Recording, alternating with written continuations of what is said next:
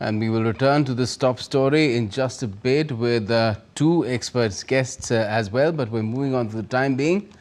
Washington is once again on the edge of a federal shutdown. With funding set to expire at midnight, Democrats and Republicans remain locked in a standoff over healthcare provisions in the funding bill. Here's more in this report. A last-minute meeting at the White House failed to deliver a breakthrough. Democrats want the measures to extend health benefits for millions of Americans, while Republicans insist the issue should be dealt with separately. Vice President J.D. Vance has blamed Democrats for attaching conditions to the short-term bill.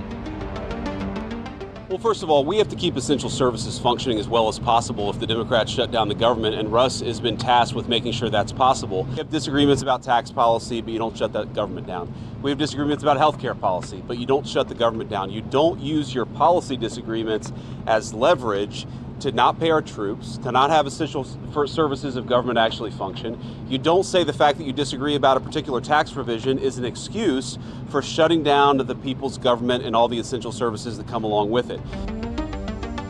Meanwhile, President Donald Trump has warned that many federal employees could face layoff if the shutdown goes into effect.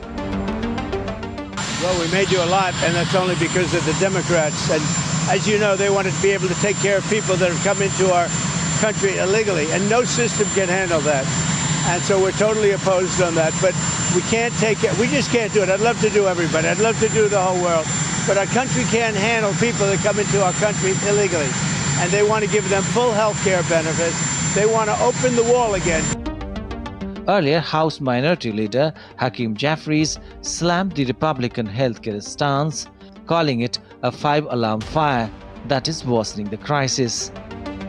We are ready, we are willing, we are able to find a bipartisan path forward and reaching a spending agreement that actually keeps the government open, but meets the needs of the American people in terms of their health, their safety, and their economic well-being, related to lowering the high cost of living as opposed to allowing tens of millions of Americans to experience dramatically increased health care costs.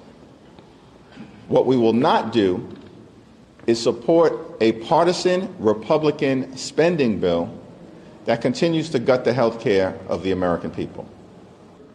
This is a five-alarm fire in terms of the Republican-caused health care crisis. And that's why Democrats are determined to turn things around. So what happens if Washington fails to reach a deal?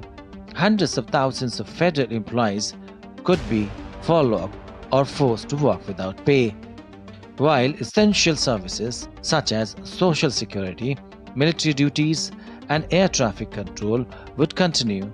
Other like food inspections, immigration hearing, and air travel could face significant delays.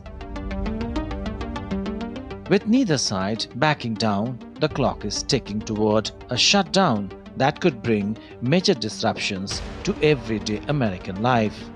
Bureau Report, DD India.